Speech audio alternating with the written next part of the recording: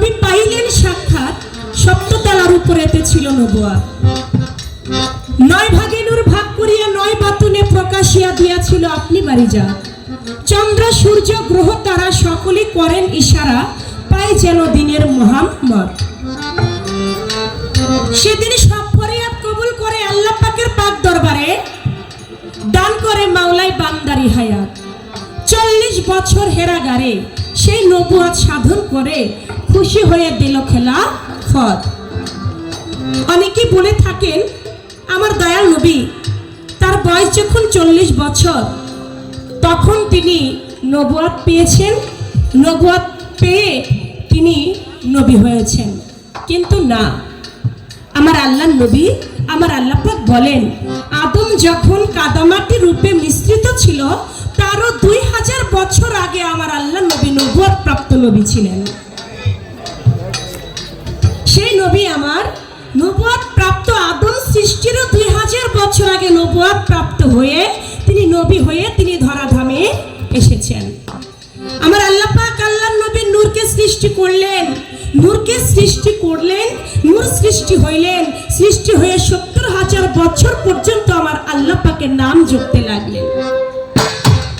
আমার আল্লাহ পাক খুশি হয়ে গেলেন যে আমার নূর, আমার থেকে আমার নবীর নূরকে আমি সৃষ্টি করলাম আর নূরে আমার জিকির করছে। আমার আল্লাহ পাক খুশি হয়ে শরমের একটা আয়না নূরের সামনে ধরলেন।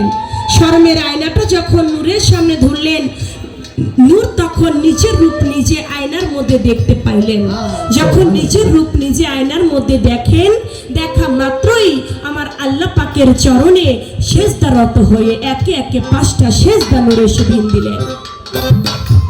5টা সেজদা হতে 5 ওয়াক্ত 5 জায়গায় নামাজ দুনিয়ার বুকে চলে আসলো। শুধু তাই নয়, যখন নূরে আমার আল্লাহকে সেজদা দিল, আমার আল্লাহ পাকের নজর পড়ে গেল নূরের পৃষ্ঠ মোবারকে, আর সেই পৃষ্ঠ মোবারকেই মোহরে নবুয়াত চলে আসলো। আর সেই মোহরে নবুয়াত নিয়ে আমার আল্লাহর নবী এই সারা জাহানের শ্রেষ্ঠ কুলের শিরোমণি, নবী কুলের শিরোমণি, তামাম জাহানের শিরোমণি আমার হুজুর পাক এই দুনিয়াতে রহমাতুল লিল আলামিন হয়ে এই ধরায় এসেছে। তাই নবুয়াত বিষয় যেহেতু প্রথম আসর, প্রশ্ন আসলে বলা কওয়া রাখবো। প্রথম আসর আপনার কাছে আমার প্রশ্ন থাকবে, আপনি বলবেন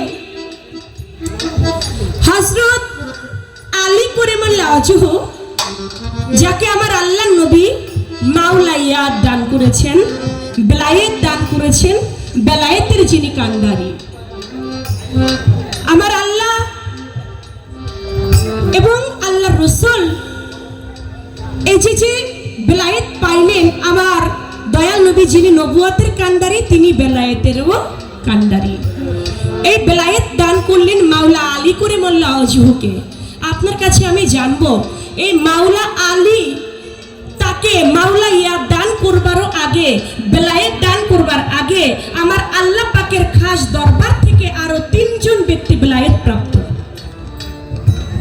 আপনি বলবেন সেই 3 জন ব্যক্তিকে, তাদের নাম কি, তারা কোন কর্ম করে বেলায়েতে হাসিল করলেন, আর ওই 3 জন ব্যক্তি যেই বেলায়েত পাইলেন ওই 3 জন ব্যক্তি কার কোন বেলায়েত, সেই বেলায়েতের নামটা কি?